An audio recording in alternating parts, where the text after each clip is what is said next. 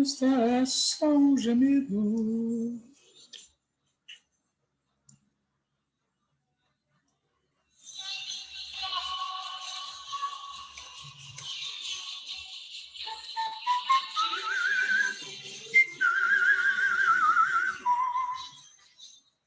Minha alma cativa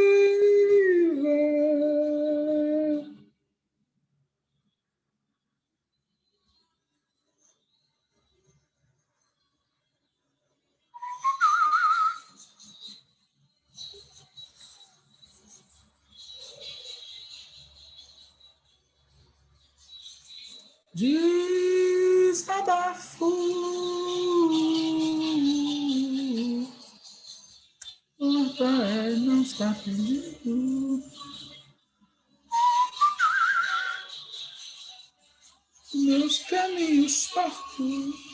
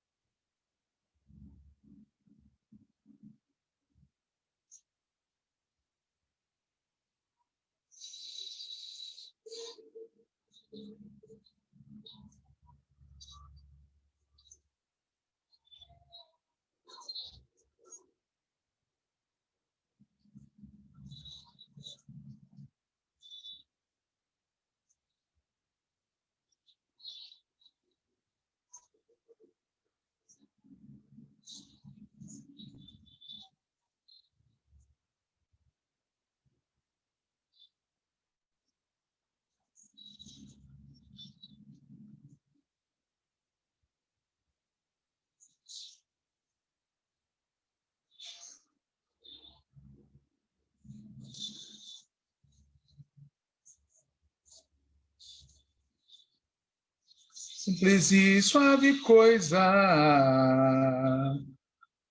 coisa nenhuma que me amadurece.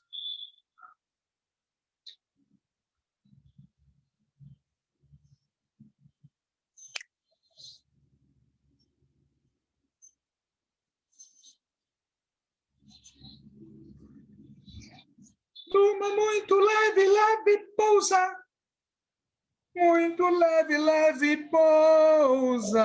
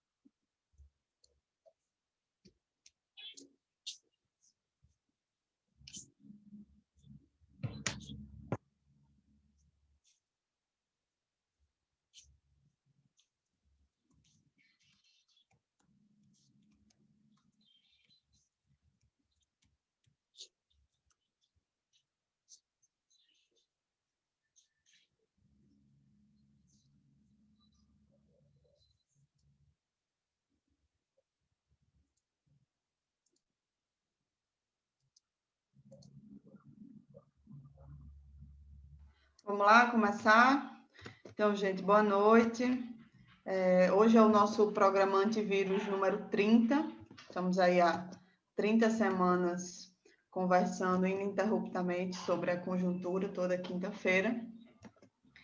No programa de hoje, a gente vai prosseguir no que a gente se propôs a fazer nesses meses, aqui nessas semanas, né, de campanha eleitoral, que é seguir analisando a conjuntura a partir de informes e avaliações e alguns dados sobre as eleições municipais, né? Agora a gente entra a gente está essa semana na segunda semana de campanha oficial, campanha que está acontecendo nas redes sociais e também em muitos lugares nas ruas. E, como eu já disse aqui no programa anterior, a ideia é, até o final de novembro, quando se encerra o segundo turno, nas cidades que houver segundo turno, a gente vai estar tratando disso sempre com maior ou menor ênfase, enfim, depender do cenário, aqui no programa Antivírus. Então, sem mais delongas, vou passar a palavra para Walter, que hoje ele vai começar a nossa análise aqui. Walter. Maravilha. Boa noite, Natália. Boa noite a quem está acompanhando aqui o programa pelo perfil do Página 13. Bom, no programa anterior, no Antivírus 29, a gente lembrava do debate travado na esquerda brasileira em geral e no PT em particular, sobre se nós deveríamos ou não assumir a palavra de ordem fora Bolsonaro. Nós demoramos para assumir o fora Bolsonaro e demoramos mais ainda para protocolar o pedido de impeachment. perdemos um tempo precioso. Enquanto isso, pressionado pela prisão de Queiroz, o governo conseguiu operar um rearranjo, maneirou no discurso, apaziguou com o STF, compôs com o Centrão e seguiu aplicando o programa ultraliberal. Hoje, a pandemia segue matando, o desemprego continua altíssimo, a boiada está passando, mas a popularidade do governo se manteve resiliente e, em vários momentos, inclusive, cresceu. As mobilizações refluíram, a frente ampla foi para o freezer e o governo segue atacando, por exemplo, com uma proposta de deforma administrativa, uma deforma tributária regressiva, com privatizações, diminuição do auxílio emergencial, redução de direitos e de políticas sociais. E nas campanhas municipais está predominando até agora a pauta local. Até o momento, as grandes questões nacionais, a pandemia, o desemprego, a carestia, a fome, o corte de recursos para as políticas sociais, esses grandes temas não se converteram no centro da campanha, nem mesmo nas grandes cidades do país. Se isso continuar assim, a esquerda obterá vitórias apenas naqueles casos em que a correlação de forças local, municipal e estadual for particularmente favorável. Entretanto, qualquer que seja o reflexo eleitoral disso, a situação geral do país segue extremamente grave.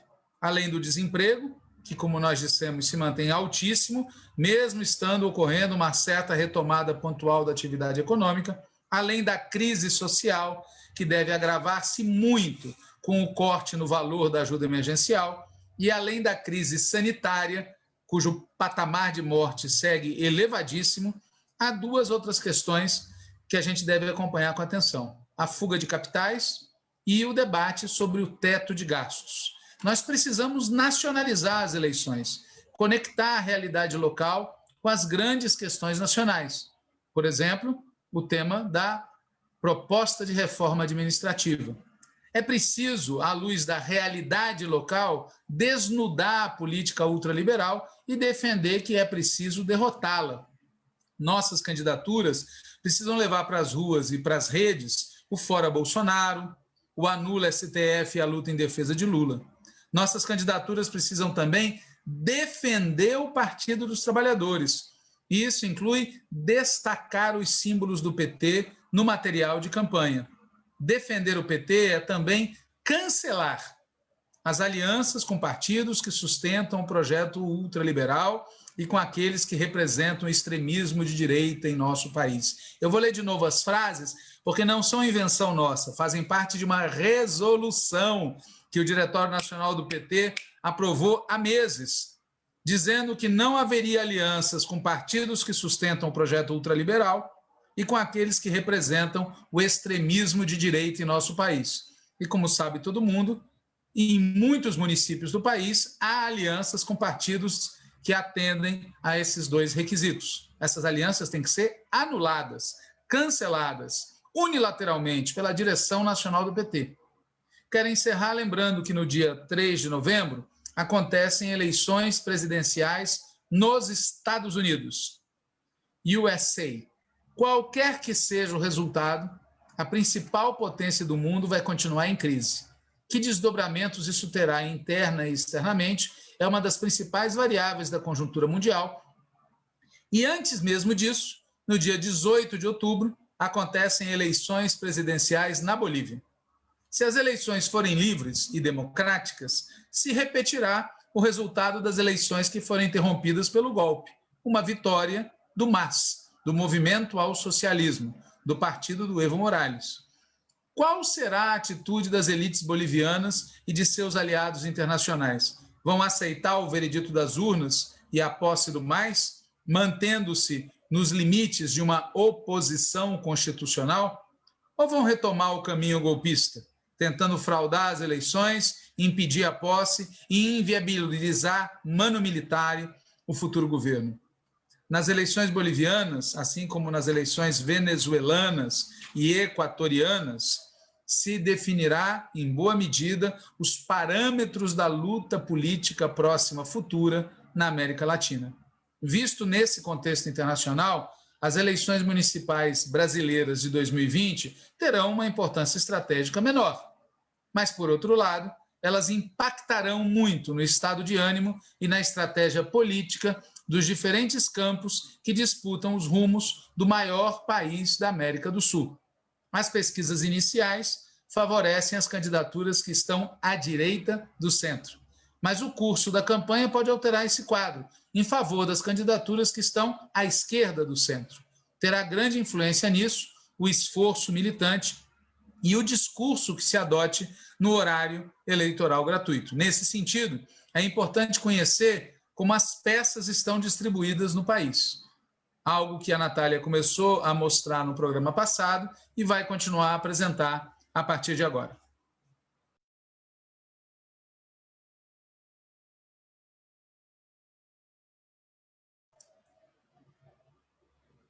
Natália, não se escuta nada do que você está falando. Desculpa, estava sem som. Então, gente, feito esse panorama inicial aí por Walter, eu queria aqui dar uma retomada e complementar algumas informações sobre as eleições municipais que a gente começou a passar aqui no programa anterior, né? Acho que são informações importantes para a gente às vezes muitas vezes fica imerso nas campanhas onde a gente está trabalhando, militando, fazendo alguma campanha e acaba sendo difícil, né, ter uma visão de conjunto sobre o cenário no país inteiro. Então, a gente está tentando contribuir aqui com isso, né, sistematizando algumas informações, alguns dados e tentando fazer, com a roda girando, algumas análises, né, elas vão ser mais possíveis de serem feitas daqui a algumas semanas, enfim, mais do meio para o fim das campanhas. Mas, enfim, dando continuidade aqui à apresentação de alguns dados, algumas informações básicas sobre a disputa eleitoral de 2020. Né? Como eu já disse em outros programas, o Brasil tem 5.570 municípios, né? E desses 5.570, os eleitores vão poder votar 13, ou seja, votar numa chapa majoritária de prefeito ou prefeita, o número 13, vão poder votar em 1.256 municípios, ou seja, de 5.570 municípios no país inteiro, a possibilidade de votar 13 vai acontecer em 1.256. O PT vai ter chapa proporcional, ou seja, chapa de vereadores e vereadoras, em 2.902 municípios. Então, além das 1.256 candidaturas a prefeito, o PT ainda vai ter 1.292 candidaturas a vice e mais de 28.000 candidaturas a vereador e vereadora, né? É um total de 31.448 candidaturas. É claro que esses números podem ter alguma diferença, enfim, alguma oscilação para mais ou para menos, por questão de precisão de dados, mas esse é o número aí aproximado, quase certo, né? Então, na prática, somando candidaturas a prefeito e prefeita e vereadores, vai ter a possibilidade de votar em candidato do PT, né, em 2.668 municípios. Na verdade, é o contrário, né? Eu confundi aqui.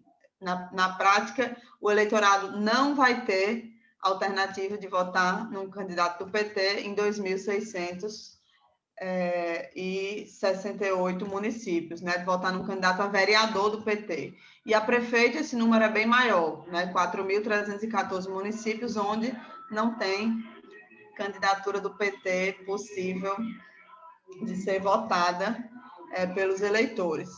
E agora eu queria trazer alguns números. Tem um som que está atrapalhando, né? Baixou, pronto. Agora eu queria trazer alguns números que a gente colheu aqui sobre a situação do nosso partido comparativamente com outros partidos, né, de esquerda. Como eu disse, o PT tem 1.256 candidaturas a prefeito e prefeita. O PCdoB tem 271 candidaturas. E o PSOL tem 347 candidaturas a prefeito ou prefeita.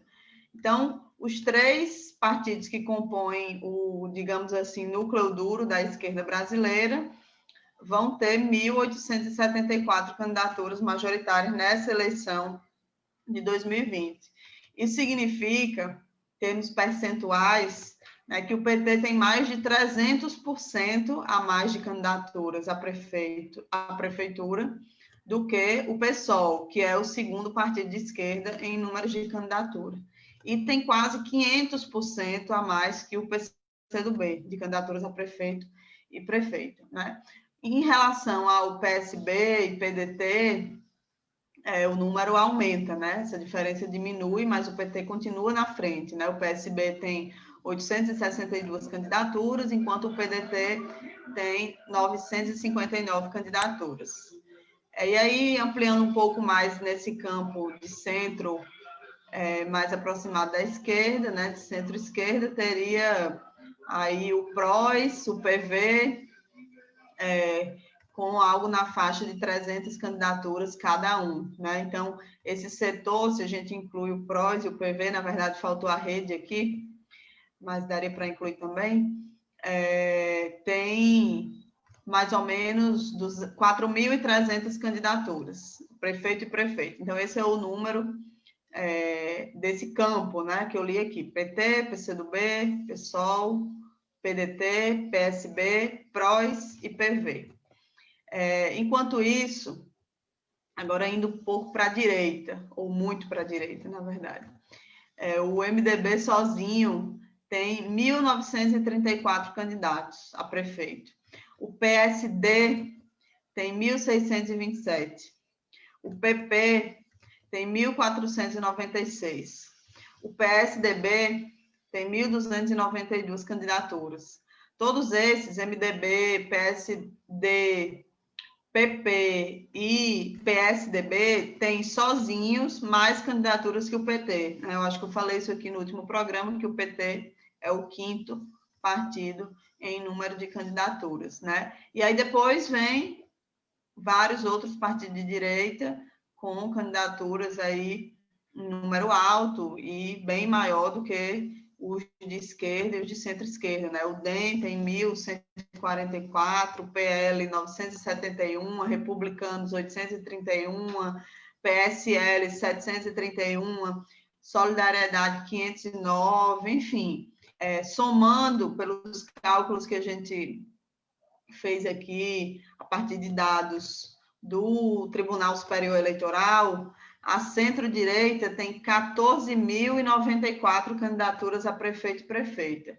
Então, 14.094 versus, né, o campo lá que a gente calculou da centro-esquerda, 4.274 candidaturas. É uma diferença muito grande em relação a número bruto de candidaturas, né? Isso tudo feito com base nas informações do Tribunal Superior Eleitoral. E, obviamente, esses números, por si só, né, já indicam que existe uma capilaridade, né, relativa entre os grandes campos políticos, né? A análise deles mais política, a análise mais política precisa levar em conta, enfim, a distribuição dessas candidaturas pelos diferentes colégios eleitorais nos municípios, né? Principalmente considerando os tamanhos dos colégios eleitorais. Então, como eu disse, não tem como fazer uma avaliação desses números de forma bruta, mas eles são importantes para a gente ter um panorama geral, né, para partir daí fazer a nossa análise. E, claro que a análise também disso vai precisar levar em conta o resultado eleitoral, ou seja, né, o desempenho que essas milhares de candidaturas de direita, de esquerda, de centro vão ter aí nas eleições. Por exemplo, no caso do PT, a gente tem candidaturas em 25 estados, né? Não tem nenhuma candidatura no estado de Roraima e tem um estado, que é o Acre, que a gente tem candidaturas em 55% dos municípios do estado.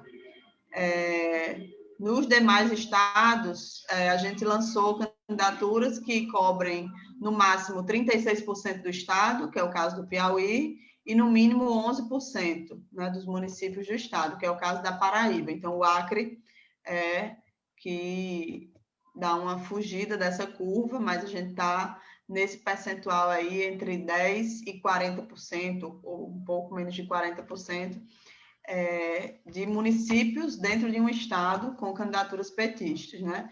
Quando a gente observa o eleitorado total atingido, né, a situação melhora um pouco nessa análise dos números mais brutos, né? As nossas candidaturas petistas cobrem 75% do eleitorado, por exemplo, no caso do estado de São Paulo, né? É o máximo, a maior cobertura. E, no caso da Paraíba, que é a menor cobertura, 13% do eleitorado no estado, né, no respectivo estado. E olhando de conjunto, cerca de 40% dos eleitores brasileiros não vão ter a possibilidade de votar em uma candidatura petista nas eleições municipais desse ano, né? Então, fiz aqui alguns recortes por estado, por número de candidaturas, mas do ponto de vista do eleitorado geral, né, 60% do eleitorado está sendo atingido por candidaturas petistas, 40%, mesmo que queira, não vai poder votar em candidaturas do PT, porque não tem candidaturas do PT cadastradas, registradas nos seus respectivos municípios, né? O PT, como eu disse, lançou 1.292 candidaturas a vice-prefeitos, que alguns estão em chapas petistas, outros estão em chapas de esquerda, outros estão em chapas, enfim, centro-direita, né? Muitas alianças com a direita, que a gente vai comentar aqui, tem como contrapartida, entre aspas, a abertura da vice para o PT. Muitas nem isso, outras nem isso, né? A gente apoia 1.669 candidaturas a prefeito de outros partidos. Então, a gente tem 1.200 e poucas candidaturas e apoiamos 1.669 de outros partidos. Sendo que dessas 1.669, 1.244 que recebem o apoio do PT são legendas que estão no campo da centro-direita. Então, eu vou só voltar aqui para relembrar o número exato de candidaturas nossas, mas é quase igual, né? O PT tem 1.256 candidatos a prefeito e apoia 1.244, né? Acho que, pelas minhas contas aqui, 12, né? A menos do que o que a gente tem de candidaturas próprias, né? Esses 1.244 estão no campo aí da centro-direita.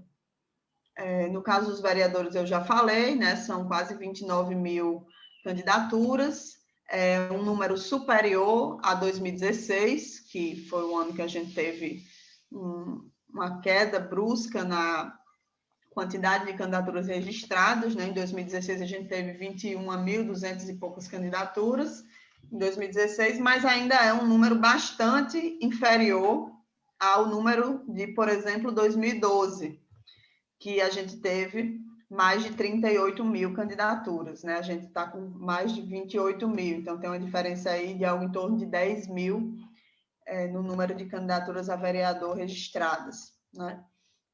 No caso da centro-direita, né? MDB, PSD, PP, DEM, PSDB, esses partidos todos também têm mais candidaturas a vereador que o PT, né? E somados, eles têm mais de 170 mil candidaturas a vereador e a vereadora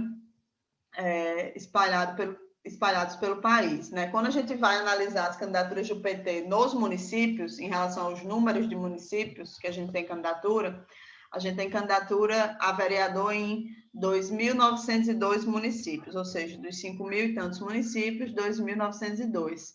Mas comparando com 2012 e 2016, a capilaridade por município caiu muito, né? Em 2012, a gente lançou vereadores e vereadoras em mais de 5 mil municípios, ou seja, quase no país inteiro. E em 2016, a gente lançou em 4.196. Então, esse é um fator aí para a gente também ir analisar com mais calma, porque, enfim, tem a ver também com a organização dos diretórios municipais e coisas desse tipo, né? O outro dado que eu queria fazer também, comparando 2012 com 2016 e hoje, é que o PT, em 2016, teve 971 candidatos a prefeito, ou seja, a gente aumentou em número de candidaturas, né? Mas continuamos num número inferior a 2012, né? Em 2012, a gente teve mais de 1.700 candidaturas, né? Então, a gente tem menos candidaturas a prefeito ou prefeito do que teve em 2012 e mais do que o que teve em 2016. E quando a gente analisa a distribuição das candidaturas do PT pelo tamanho das cidades, né, o quadro é mais ou menos o seguinte: a gente tem candidatura majoritária em 1.256 municípios, como eu disse, que reúnem 55% do eleitorado, né, e a gente tem candidaturas a vice em 484 municípios, né, o que reúne algo em torno de 9% do eleitorado. Então, esses são os dados em relação às candidaturas do PT, algumas comparações que eu queria fazer. E agora, para finalizar essa parte dos dados, né, eu queria falar um pouco sobre as candidaturas de outros partidos que o PT apoia. O PT apoia 45 candidatos a prefeito do PCdoB e 16 candidatos a prefeito do PSOL. Lembrando que esses partidos têm muito poucos candidatos, né? O PCdoB tem 200 e pouco, o PSOL tem 300 e poucos candidatos. Então, somando isso, são 61 candidaturas de esquerda, né, que não são petistas, que são comunistas ou do PSOL, que são apoiadas pelo PT. E, agora, ampliando um pouco o espectro, o PT apoia 173 candidaturas do PDT, tudo isso é a prefeito, né? Apoia também 140 candidaturas do PSB, 25 do PROS, 13 do PV, 13 da Rede, o que daria 364 candidaturas aí da centro-esquerda que são apoiadas pelo PT, né? Quando a gente vai para o outro lado do espectro político aí, a gente vê o PT apoiando 270 candidatos do MDB, 219 do PSD, 184 do PP, 104 do PL, aí isso para dizer só os que são acima de 100, né? Mas seguem com apoios 71 do Republicanos, enfim, PTB, DEM, PSDB, PSC, Avante, Solidariedade, PSL, enfim, são 1.244, como eu disse, que é quase o mesmo número das candidaturas próprias, 1.244 candidatos a prefeito que estão em partidos de direita, que são apoiados pelo PT, né? Então, em resumo, o PT tem 1.256 candidaturas a prefeito, apoia 61 candidaturas de esquerda, 364 de centro-esquerda e 1.244 do campo da direita. E, por fim mesmo, agora as coligações, né? O PT participa das eleições desse ano coligado com, por exemplo, o DEM em 302 cidades, com o PP em 333, com o PSDB em 314, com o MDB em 606 cidades, com o PSC em 193 cidades, com o PSL são 140 coligações, né? Então, tem 21 estados, só a título ilustrativo, que o PT e o PSL, pelo menos em um município, estão na mesma coligação. Então, eu trouxe assim, essa enxurrada de números, né, para a gente ter essa visão geral de como está se operando, né, a tática eleitoral, como está se materializando a tática eleitoral e a política de alianças de uma forma mais específica. Obviamente, a gente sempre tem falado isso aqui quando traz esses dados, principalmente desde o último programa que a gente resolveu começar a trazer isso, Os números em si, né, eu quero enfatizar muito isso, os números em si, eles não são suficientes para a gente ter um panorama das eleições, né? Além das especificidades locais, que a gente sabe que existem em alguns casos, dos tamanhos das cidades, né, da relevância política que cada cidade tem, que é muito diferente, né, tem muita discrepância em relação a isso, e a gente tem candidatura petista ou candidatura de esquerda, mas em sua maioria petista, nas maiores cidades, né?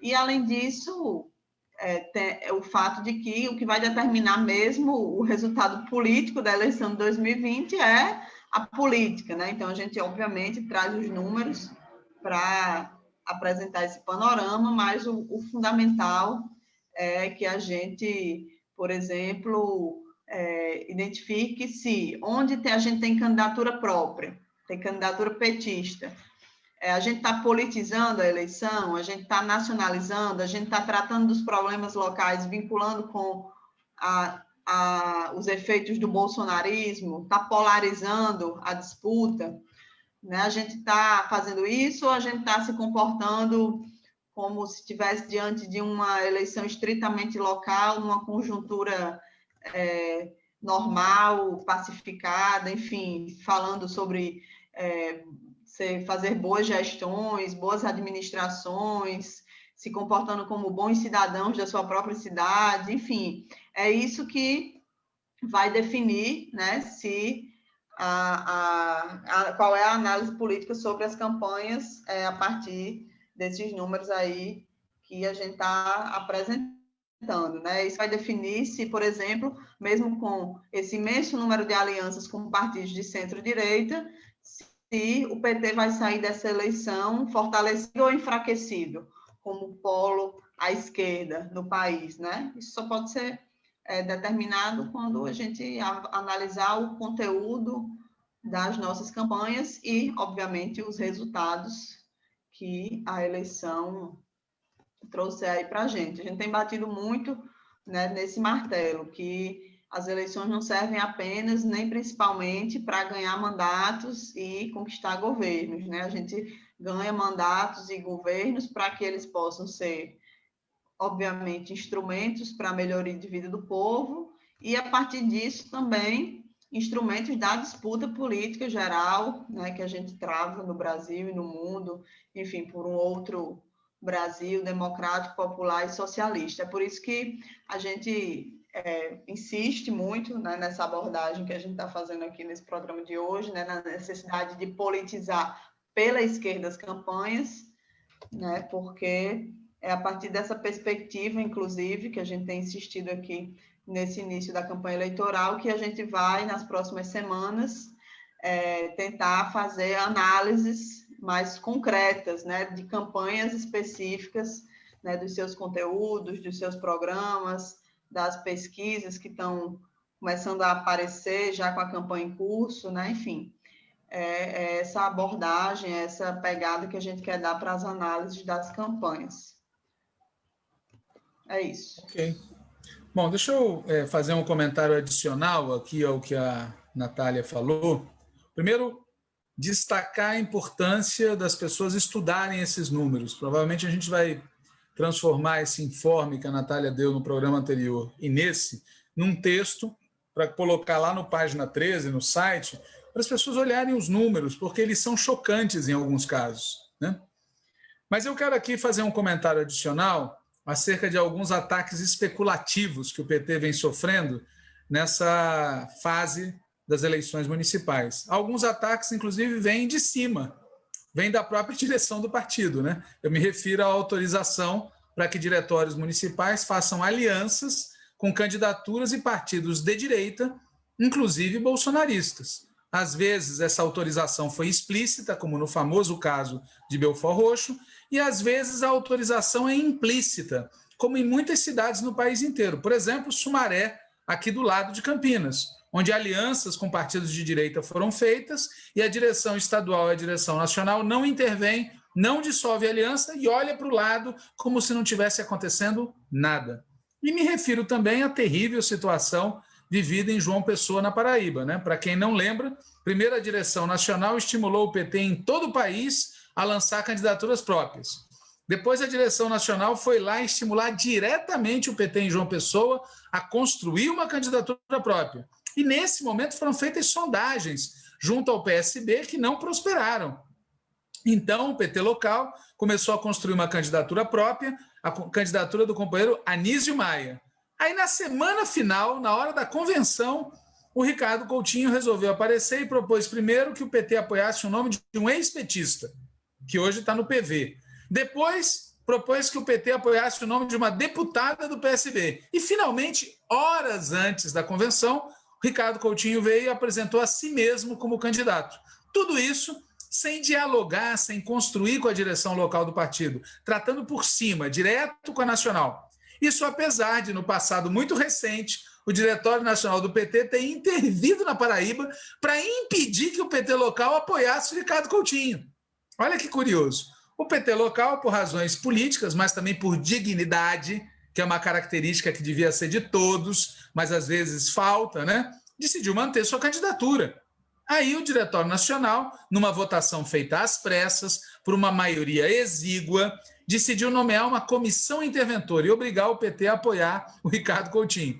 O caso foi parar na Justiça e, para surpresa de muita gente, o juiz aceitou a posição do PT local. Resultado, o Diretório Nacional está sendo convocado agora para o dia 14 de outubro para votar uma intervenção no PT da Paraíba, para legalizar esse absurdo que foi feito antes. Primeiro o ZIG, depois ZAG, primeiro estimula a candidatura própria, depois entra em desespero para garantir uma aliança, e por que mesmo?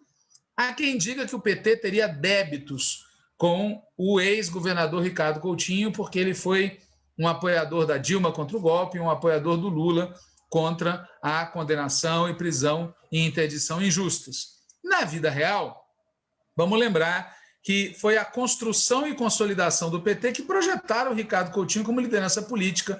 O seu êxito como gestor público dependeu dos investimentos dos governos Lula e Dilma. E, finalmente, o líder do Partido Socialista Brasileiro na Paraíba não teve nenhum ônus ao defender o campo democrático popular a partir do segundo turno de 2014. Aliás, devia causar estranheza que a gente dissesse que ele defendeu a democracia. Devia ser o básico, né? No entanto, considerando só o cálculo eleitoral, ter apoiado as candidaturas de Dilma e de Haddad num estado como a Paraíba, no qual Lula ganhou, ou ganharia, na verdade, já no primeiro turno em 2018, não é algo que possa ser chamado de sacrifício, né? E também a gente deve ressaltar que o apoio do Ricardo Coutinho contra o golpe não evitou que os aliados do Ricardo Coutinho no Congresso Nacional votassem no golpe. Portanto, a ascensão do Ricardo Coutinho, pelo menos lá na Paraíba, nunca resultou no enfraquecimento de toda a direita. Portanto, não dá para tratar a questão na coluna dos débitos, né?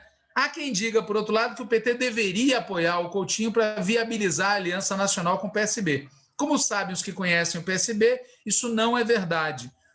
O único que interessaria ao PSB nacional seria se o PT apoiasse a candidatura do PSB à Prefeitura de Recife, ou quem sabe apoiasse o Márcio França aqui em São Paulo. Porque o Ricardo Coutinho está longe de ser alguém decisivo do grupo majoritário no PSB nacional, que está para lá de Marrakech. O presidente nacional do PSB, Carlos Siqueira, já deixou claro que não quer o apoio do PT em 2020 e não quer estar com o PT em 2022.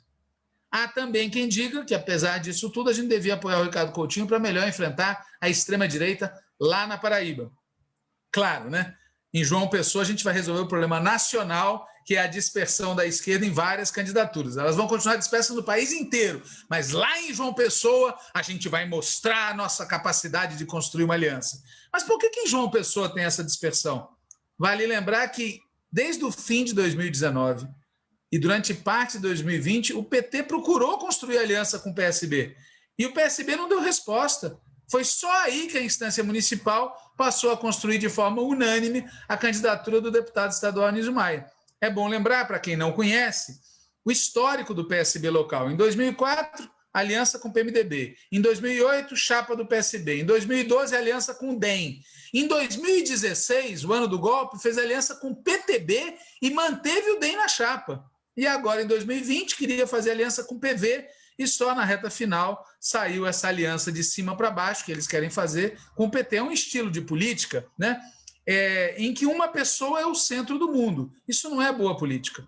A intervenção da direção nacional do PT em João Pessoa, na prática, terceiriza para a pessoa do Ricardo Coutinho a condução do processo político e deixa o PT numa posição subalterna, né? E tem uma complicação adicional que, para quem não é da Paraíba, talvez não seja um dado conhecido, né? Não estou me referindo ao fato do Coutinho ter altíssima rejeição, não estou me referindo ao fato dele não poder fazer campanha livremente, porque tem restrições judiciais que o impedem de se locomover livremente. Não estou falando disso. Estou falando do fato que tem divergências programáticas importantes entre os dois partidos.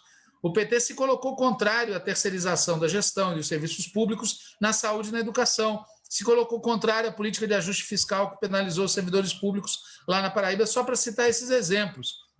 Então, a questão é, qual é a base programática desse acordo que a direção nacional quer impor ao PT da Paraíba, acordo de última hora, né?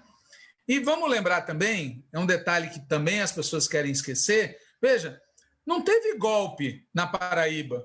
O PSB elegeu o sucessor de Ricardo Coutinho já no primeiro turno de 2018. Só que o governo do PSB foi indo para outro lugar. Então, veja, tem um problema que está criado no PSB e que querem colocar o PT como, digamos, instrumento para resolver um problema que, como eu tentei explicar aqui, é bem complexo, né? Então, tem esses vários exemplos que eu dei sobre João Pessoa, confirma essa ideia de que o PT está sofrendo um ataque especulativo, né? Parte desse ataque especulativo vem do próprio partido, vem da direção do partido, né? Mas, para não dizer que não falamos de flores, tem os ataques contra a candidatura do Gilmar Tato em São Paulo, né? Tem petistas importantes, como Celso Amorim, Marilena Chauí, que resolveram declarar publicamente apoio a Boulos, como se ser filiado a um partido não levasse a nenhum tipo de obrigação. Tem outros que estão defendendo que o próprio PT declare apoio, né? Saiu no Brasil 247 o companheiro Lindbergh Farias, dizendo que, no caso de São Paulo, o único nome capaz de ganhar as eleições e para o segundo turno, etc., é o do Boulos, né? E que a gente precisa conversar, analisar, etc. Eu não sei realmente se o Lindbergh disse exatamente isso, mas é um desserviço, na minha opinião, fazer o debate nesses termos. Pois, na prática, o que tem gente querendo é que o PSOL retire a sua candidatura no Rio para apoiar a companheira Benedita, em troca do PT retirar a sua candidatura em São Paulo. Eu não sei avaliar qual é o efeito que isso poderia ter no Rio, nem sei avaliar que efeito teria sobre as candidaturas petistas em todo o país, porque se essa moda pega de assustado por pesquisa, tá certo? Desistir de ter candidatura, onde é que nós vamos parar? Mas eu posso garantir que, no caso de São Paulo, o efeito prático disso vai ser enfraquecer toda a esquerda. Eu até entendo que o PSOL busque atrair eleitores petistas, independente da disputa eleitoral, isso interessa a eles, evidentemente, mas eu não consigo entender que dirigentes do PT adotem a postura de cristianizar, no sentido lá do Cristiano Machado, a candidatura petista. Afinal, a essa altura do campeonato, não tem mais coligação eleitoral, logo não vai ter soma de horários eleitorais gratuitos, né? Coisas como essa que o Lindbergh propôs levariam a, na prática, o PT retirar a sua candidatura e chamar voto noutra candidatura. Então, a suposição é que tem um grande número de eleitores petistas que hoje não estão aceitando a orientação do PT para votar na candidatura do PT, mas que supostamente aceitariam a orientação do PT para votar numa candidatura de outro partido. Na minha opinião, essa suposição foge do problema. O problema real é que tem uma grande parte do eleitorado petista, ou seja, que em eleições passadas votou no PT, que está, até o momento, proclive a votar em candidaturas da direita. E tem uma outra boa parte do eleitorado petista que ainda não está votando em ninguém. Claro que uma pequena parte do eleitorado petista pode se decidir, havendo ou não orientação, a votar numa candidatura de outro partido de esquerda. Mas na atual situação eleitoral, o deslocamento dessa pequena parte não é suficiente para levar ninguém da esquerda ao segundo turno. Portanto, na vida real, se o PT desistir da sua candidatura, a tendência é que a maior parte do eleitorado petista continue votando em candidaturas de direita ou de ninguém. Portanto, propostas como essa tá certo? Feitas pelo ex-senador Lindbergh, não resolvem o nosso problema, agravam o nosso problema. Nesse momento do jogo, o que pode e deve ser feito é insistir numa tática eleitoral de polarização, que é o jeito de fazer a coisa mais fácil de fazer. Fazer o eleitorado petista votar numa candidatura do PT. Não tem prejuízo nenhum, evidente, da gente construir desde já, em todas as cidades onde tem várias candidaturas de esquerda, acordos para apoio mútuo no segundo turno. Mas a hora é de polarizar pela esquerda e atrair o voto dos petistas para as candidaturas do PT. A hora é essa, tá certo? A hora é fazer com que a Benedita da Silva e o Tato consigam ir ao segundo turno. Esse é o momento, essa é a tarefa. Os ataques especulativos contra o PT não vão parar. Para muitos setores da direita, do centro e da esquerda, é como se o objetivo principal dessa eleição fosse derrotar o PT. Talvez por isso, o companheiro Guimarães, que é coordenador do Grupo de Trabalho Eleitoral Nacional do PT, divulgou ontem, 7 de outubro, um artigo intitulado O PT e as Eleições de 2020, onde ele responde algumas críticas que são feitas contra o PT. Eu confesso que eu li, mas talvez eu não tenha conseguido entender o propósito do artigo, porque ele afirma, logo de saída, que as eleições são um processo totalmente em aberto. Fazer projeções agora só pode ser por maldade, fecha aspas. Bom, como a Natália demonstrou no programa anterior, não é bem assim que o processo esteja totalmente em aberto. Opções foram feitas. Opção de ter candidatura, opção de não ter candidatura, opção por esta ou por aquela candidatura, opção por fazer aliança com fulano ou com Beltrano. Opções foram feitas, não é verdade que está totalmente em aberto. O Guimarães afirma também no artigo dele que tem havido críticas injustas às esquerdas, em especial críticas ao PT. Totalmente de acordo, o Guimarães tem razão. Mas a preocupação do Guimarães é dizer que, abre aspas, a realidade desmente a tese que tem sido difundida a respeito do suposto isolamento do PT no processo eleitoral atual ou de resistência do partido a alianças, fecha aspas. Na nossa opinião, esse debate sobre isolamento ou não é algo muito controverso. A questão principal é saber se a gente está isolado do povo ou não. Se nosso discurso está sintonizado com as necessidades da classe trabalhadora ou não. Se as nossas candidaturas e nossa linha de campanha nos posicionam nesse sentido ou não. Se estamos fazendo tudo isso, ou se não estamos fazendo isso, é o principal. As alianças da história. Mas sobre as alianças, a verdade é que o PT adotou 3 políticas de aliança nessa campanha. Uma política de aliança foi de lançar petistas em todos os locais. A outra política de aliança foi buscar aliança com aliados de esquerda, ou nem tanto. E uma terceira política foi a de fazer aliança com qualquer um, como a gente demonstrou com esse número inaceitável de alianças com partidos como o PSL e outros. Quem tem 3 políticas de aliança não tem nenhuma e vai apanhar por todos os lados, pelo que fez e pelo que não fez, em 3 situações diferentes. Que adianta, por exemplo, citar o número de alianças do PT com partidos de esquerda, contar isso com vantagem, se também pode ser citado o número de alianças do PT com partidos de direita. Como o Guimarães, nós esperamos que seja verdade que o PT está num processo de reconquista do eleitorado. Ele fala isso no texto dele. Mas seria melhor reconhecer que tem uma pedra no meio do caminho.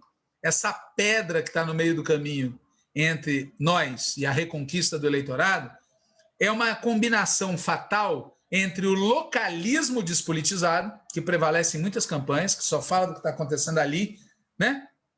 Na minha vila, uma combinação fatal entre esse localismo despolitizado de um lado e um discurso baseado na ilusão de que o PT é, por obra e graça divina, o polo aglutinador de todas as forças que se opõem ao Bolsonaro. Olha, a gente quer ser isso, mas nós não somos isso.